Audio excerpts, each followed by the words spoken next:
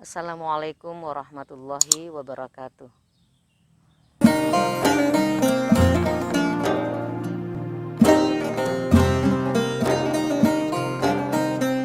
Alhamdulillahirabbil alamin wa bihi nasta'in ala umurid dunya waddin.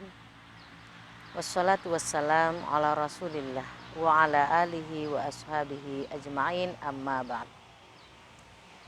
Pemirsa Salam Tak TV yang insya Allah senantiasa dimuliakan oleh Allah Subhanahu wa Ta'ala.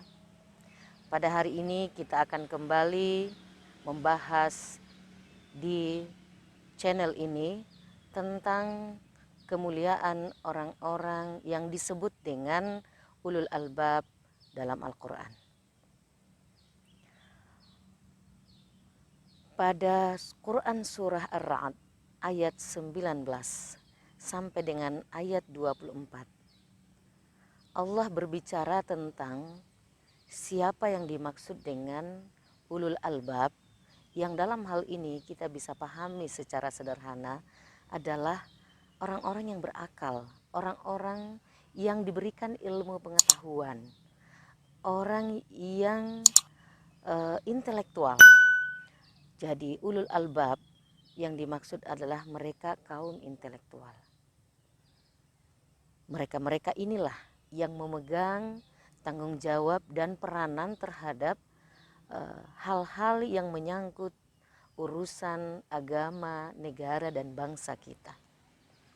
Nah, seperti apa sebenarnya Al-Quran berbicara tentang orang-orang yang dalam kategori kaum intelektual menurut Al-Quran? Karena mereka inilah yang dianggap mampu mensejahterakan bumi ini. Karena mereka ini adalah orang-orang yang mengikuti petunjuk Al-Quran. Nah, siapakah mereka itu? A'udzubillahi minasyaitonirrajim. Bismillahirrahmanirrahim. Di dalam Quran surah Ar-Ra'd dikatakan, "Afamay ya'lamu annama unzila ilaika min rabbikal haqqu kaman huwa a'ma. Innama yatadzakkaru ulul albab." Apakah orang-orang yang memiliki pengetahuan tentang diturunkannya sesuatu yang benar dan sesuatu yang benar kepadamu Muhammad itu sama dengan mereka yang a'ma, mereka yang buta? Innama yatadzakkaru ulul albab. Sungguh yang dapat mendapatkan pelajaran dari apa yang diturunkan kepada Nabi Muhammad, yaitu Al-Quran, hanyalah mereka yang masuk kategori ulul albab itu. Nah, siapakah ulul albab yang dimaksud di dalam Al-Quran itu?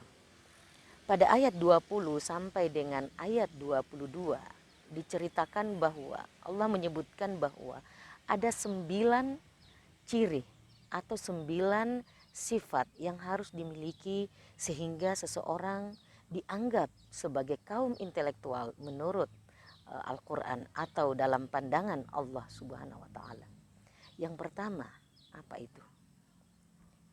Di dalam ayat 20 dikatakan, alladzina yufuna bi'ahdillahi wa la yanqudunal mitsaq. Yang pertama yang disebut sebagai kaum intelektual adalah mereka yang yufuna bi'ahdillah, menepati perjanjian dengan Allah. Al-wafa'u bi'ahdillah. Apa itu perjanjian dengan Allah? Salah satu perjanjian dengan Allah adalah perjanjian primordial misalnya. Perjanjian yang sudah kita nyatakan sejak kita di dalam rahim ibu kita. Qalu bala syahidna.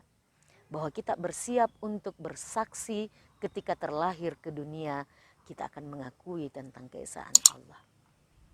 Olehnya itu, kita ini yang diberikan umur yang panjang, diberikan akal sehat, maka sesungguhnya kita sudah membuktikan bahwa kita sudah bersaksi di dalam rahim ibu kita. Kita sudah berjanji kepada Sang Pencipta bahwa kita akan melakukan apa yang sudah kita janjikan dengan Allah. Itulah yang disebut, salah satu yang disebut dengan yufuna bi'ahdillah. Yang kedua, wala yanqudunal mitsaq, tidak menyalahi perjanjian. Al-mitsaq. Jadi ada ahdullah, ada al-mitsaq. Dalam pandangan Wahbah Zuhaili, al-mitsaq lebih dititik beratkan pada perjanjian antar manusia. Jadi interaksi kita dengan sesama manusia, kita punya janji kepada manusia. Orang-orang yang menjabat pernah disumpah. Artinya mereka punya janji kepada masyarakatnya. Nah, ketika melanggar sumpah itu, inilah yang disebut dengan layan qudun al-mitsaq, tidak mematuhi perjanjian yang telah dibuat. Dengan kata lain, sudah melanggar sumpah. Sumpah jabatan misalnya, atau sumpah profesi dan lain-lain. Nah, mereka yang menyalahi sumpahnya itu, itulah yang masuk kategori, mereka itu tidak masuk kategori kaum intelektual di sisi Allah. Lalu yang ketiga, pemirsa. Yang ketiga adalah walladzina yasiluna ma amarallahu bihi ayyusal. Dalam ayat 21 dikatakan bahwa ciri yang ketiga adalah mereka yang senantiasa menyambung apa yang seharusnya disambung. Apa itu? Ada dua hal. Yang pertama adalah yang dimaksud dengan menyambung apa yang seharusnya disambung, tentu yang paling akrab di telinga kita adalah silaturahim.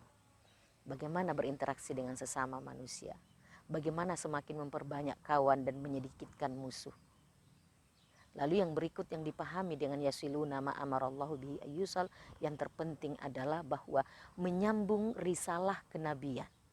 Karena kita pahami bahwa sejak wafatnya Nabi Muhammad SAW, maka pengutusan Nabi secara fisik, secara personal itu sudah selesai. Tetapi bukan berarti risalah sudah selesai. Nah, orang-orang intelektual inilah yang diharapkan menyambung risalah. Apa itu? Risalah ketauhidan. Bumi ini akan kokoh sepanjang tauhid tetap, konsep tauhid tetap dianut di muka bumi ini. Karena ketika konsep tauhid sudah hilang di muka bumi ini, maka pada saat itu juga bumi akan hancur. Kenapa? Karena konsep ketauhidan akan selalu beriringan dengan konsep pemeliharaan bumi dan segala isinya. Dan siapakah yang memiliki peranan dan tanggung jawab itu? Mereka inilah yang disebut dengan kaum intelektual atau ulul albab. Lalu yang berikutnya, yang kelima adalah, yang keempat adalah wayakhshawna rabbahum, mereka yang takut akan Tuhan mereka. Masih sambungan di ayat 21 dikatakan bahwa ciri yang keempat adalah mereka takut akan Tuhannya. Bagaimana model ketakutan mereka kepada Tuhannya? Tentu saja adalah takut akan pelanggaran-pelanggaran dengan perjanjian yang telah dibuat. Ketika kita sudah bersaksi bahwa asyhadu an la ilaha illallah wa asyhadu anna muhammadan rasulullah, maka pada saat itu beriringan atau pada saat yang sama kita pun bersedia untuk mematuhi apa yang diungkapkan dalam Al-Quran dan apa yang diungkapkan dalam hadis Rasulullah. Itulah orang yang takut kepada Tuhannya. Dan ciri yang kelima adalah wa yakhafuna su'al hisab. Mereka itu takut akan seburuk-buruk hisab atau penghisaban.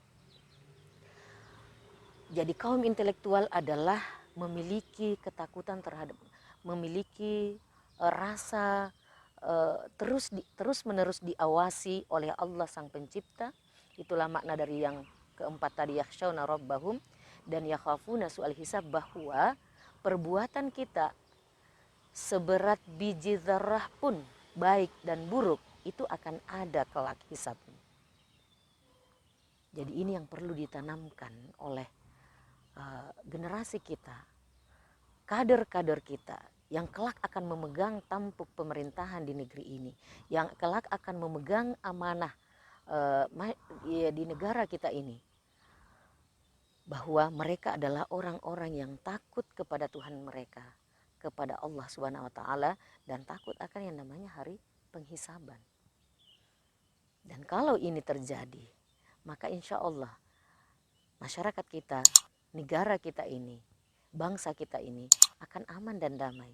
Tidak ada yang namanya kelangkaan minyak goreng. Kalau saja mereka-mereka yang intelektual ini yang bertanggung jawab terhadap penyediaan pangan, terutama minyak goreng, itu yakhshawna rabbahum wa yakhafuna su'al hisab. Dan itu terbukti. Di dunia saja sudah bisa dideteksi, sudah bisa diketahui siapa yang berada di balik dari kelangkaan minyak goreng, apatah lagi nanti di akhirat. Nah ini yang kita harapkan, bahwa mereka-mereka ini ada ketakutan bahwa kebijakan sekecil apapun, jika itu berdampak kepada masyarakat, maka mereka akan sangat takut untuk mengeksekusi. Apalagi untuk menyembunyikan atau menyalahgunakan wewenang yang sudah diberikan, yang kemudian membuat masyarakat resah. Ya. Nah ini yang kita miris dengan kaum intelektual yang ada sekarang ini. Kalau saja kaum intelektual seperti yang ada dalam Al-Quran disebutkan, maka saya yakin dan percaya, kita semua yakin bahwa baldatun thayyibatun wa rabbun ghafur, keamanan balda yang thayyibah, negara yang thayyib, keamanan negeri, aman dari segala macam gangguan, ya, aman dari segala macam ketersediaan pangan, itu pasti akan terjadi. Pertanyaannya barangkali bahwa kaum intelektual yang ada sekarang ini, seperti apa ketaatan mereka kepada Tuhan mereka, kepada Allah? Seperti apa ketakutan mereka atau kekhawatiran mereka akan adanya hari pembalasan? Itulah yang disebutkan dalam ciri yang kelima.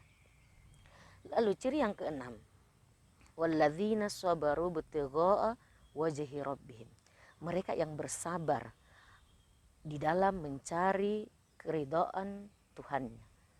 Sabaru ibtigha'a wajhi rabbihim seringkali dimaknai dalam artian kesabaran di dalam kaitannya mencari nafkah. Nah, orang-orang yang intelek, mereka punya kedudukan, mereka punya ilmu. Tentu mereka mendapatkan tawaran-tawaran yang cukup menggiurkan. Termasuk antara lain ketika ditawari spekulasi-spekulasi, tetapi yakin dan percaya bahwa tawaran ini akan berdampak buruk terhadap sekitar saya, maka dia akan bersabar untuk tidak menerima tawaran tersebut. Inilah yang disebut dengan sabaru btigha'a wajhi rabbihim. Tidak termakan atau tidak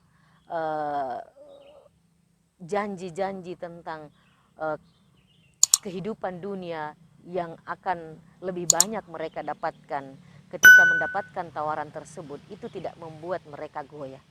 Inilah yang kita harapkan dari kaum intelektual kita, seperti yang Al-Quran ungkapkan. Sabaru btigha'a wajhi rabbihim. Mencari nafkah memang itu adalah satu kewajiban. Mencari nafkah adalah butuh tantangan yang besar. Dan mereka, orang-orang yang memiliki otak yang cerdas, mereka yang memiliki konsep-konsep yang bagus di dalam mencari nafkah ini, itu akan mendapatkan juga tantangan yang cukup berat. Seperti yang tadi saya katakan, bahwa mereka yang memegang jabatan, mereka ini adalah kaum intelektual, tetapi pada saat yang sama kesabaran mereka juga akan terus-menerus diuji. Apalagi kalau sudah terkait dengan persoalan anggaran, ujiannya sangat besar. Dan disinilah yang dimaksud dengan ayat walladzina sabaru btigha'a wajhi rabbihim. Berikutnya yaitu wa aqamus sholata, mereka yang mendirikan sholat. Kita ketahui bersama bahwa inna sholata tanha 'anil fahsya'i wal munkar. Sungguh sholat itu mencegah daripada kemunkaran dan kekejian, perbuatan-perbuatan maksiat. Perbuatan buruk yang berdampak pada masyarakat itu kan adalah perbuatan maksiat, itu adalah sebuah kemungkaran. Seharusnya orang-orang yang iqamatis sholat, orang-orang yang menegakkan sholat, bukan hanya sekedar melaksanakan sholat ya pemirsa ya, tetapi menegakkan sholat. Apa artinya iqamatis sholat? Penjagaan sholat dari sholat subuh ke duhur. Apa yang harus dijaga? Di mana tangan-tangan kita akan bekerja, di mana kaki kita akan melangkah. Inilah yang harus terjaga. Inilah yang disebut dengan iqamatis sholat. Jadi implementasi bacaan-bacaan sholat kita itu nanti akan dilihat setelah sholat dan akan terjaga sampai pada sholat berikutnya. Makanya sholat 5 waktu itu tidak akan pernah gugur kewajibannya dalam situasi apapun. Sampai nyawa tinggal di tenggorokan, itu sholat tidak akan pernah lepas. Kenapa? Karena sholat ini semacam kontrol terhadap seluruh perbuatan kita. Dan kalau ini dimiliki oleh kaum intelektual, insya Allah kekhawatiran-kekhawatiran kita tadi seperti yang tadi saya katakan, situasi yang baru-baru ini kita alami, tentu itu tidak akan terjadi. Kenapa? Karena tangan dan kakinya sudah terkontrol dengan sholat itu. Artinya apa? Tanda tanya besar tentang penegakan sholat yang ada sekarang ini. Apakah sholat itu hanya sekedar dilaksanakan? Atau jangan-jangan itu hanya melepaskan kewajiban saja? Belum sholat itu berdampak baik terhadap sekitarnya. Artinya nilai-nilai sholat itu belum dirasakan dalam kehidupan nyata. Dan poin berikutnya, wa anfaqu, ini yang ke-8 ya. Wa anfaqu mimma razaqnahum sirra wa alaniyah. Dan mereka yang senantiasa berinfak, berbagi terhadap rezeki yang diberikan kepada mereka, baik dalam keadaan sembunyi-sembunyi maupun terang-terangan. Ya, tentu saja berinfak, berbagai macam cara dan berbagai macam sasarannya. Kita berharap ketika kaum intelektual berinfak, tentu saja itu diharapkan tidak akan salah sasaran, karena mereka adalah orang-orang yang berpikir, mereka adalah orang yang cerdas, sehingga seharusnya dengan konsep zakat yang ada dalam Islam, orang-orang miskin yang ada di sekitar kita, yang ada di Sulawesi Selatan, yang ada di Indonesia, tentu akan semakin menurun jumlahnya. Karena betapa banyak orang yang mau berbagi, tetapi persoalannya, apakah manajemen berbagi kita sudah tepat? Apakah mereka-mereka yang kita berharap mereka yang menyalurkan zakat, mereka yang ada di Baznas, itu benar-benar masuk dalam kategori ulul albab ini, menyalurkan dengan benar, sasarannya juga tepat, jangan sampai salah sasaran. Kemudian yang terakhir atau yang ke-9 adalah wa yadrauna bil hasanatis sayyi'ah. Ibnu Abbas mengatakan bahwa makna dari yadrauna bil hasanatis sayyi'ah adalah mereka yang yadfa'una al-a'mal as-sayyi'ah bil amalis sholih. Mereka yang membayar atau mengganti perbuatan-perbuatan buruk, menyertakannya dengan segera dengan perbuatan yang baik. Jadi manusia tidak akan pernah luput, termasuk mereka yang memiliki kecerdasan sekalipun, tentu saja akan ada dalam keputusan-keputusannya, mungkin ada yang salah, tetapi kesalahan itu dengan serta-merta diperbaiki dan mereka berani meminta maaf kepada masyarakat. Kaum intelektual yang duduk sebagai leader, mereka jika melakukan kesalahan, maka sebaiknya itu meminta maaf kepada masyarakat. Ini yang kita harapkan. Pemimpin yang legowo, yang dengan besar hati ketika melakukan kesalahan dalam mengelola negara ini, maka berani mengatakan bahwa apa yang saya lakukan ini ada kesalahan dan meminta maaf kepada masyarakat yang dipimpin. Nah, ketika 9 ciri ini dimiliki oleh seseorang atau dimiliki sekelompok kaum intelektual, apa manfaatnya? Manfaatnya di dalam ayat 23 dikatakan mereka akan mendapatkan jannatu adn. Yadkhuluna. Siapa yang masuk dalam jannatu adn? Bukan hanya dia sendiri. Man sholaha min abaihim wa azwajihim wa dzurriyyatihim. Jadi yang masuk kelak ke surga bukan hanya sang intelektual itu, tetapi dia akan bersama dengan keluarga besarnya, bersama dengan bapak-bapaknya, bapak ibunya, neneknya yang soleh, begitu pula dengan pasangan-pasangan mereka dan anak-anak keturunan mereka. Jadi satu keluarga besar akan masuk dalam surga Naim, di mana di setiap pintu akan masuk ke dalamnya malaikat-malaikat yang mengatakan apa? Salamun alaikum bima sabartum fa ni'ma uqbad dar. Selamat atas kesabaran kalian. Artinya sifat untuk memiliki ciri-ciri atau sifat kaum intelektual ini, rupanya dengan kita melihat pada ayat 24 ketika malaikat mengatakan salamun alaikum bima sabartum. Kesabaran menjadi kunci untuk menjadi kaum intelektual. Alangkah bahagianya kita.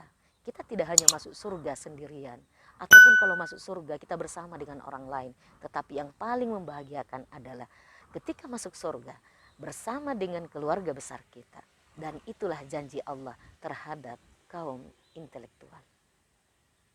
Pemirsa Salam Tak Channel yang senantiasa dirahmati oleh Allah Subhanahu wa taala.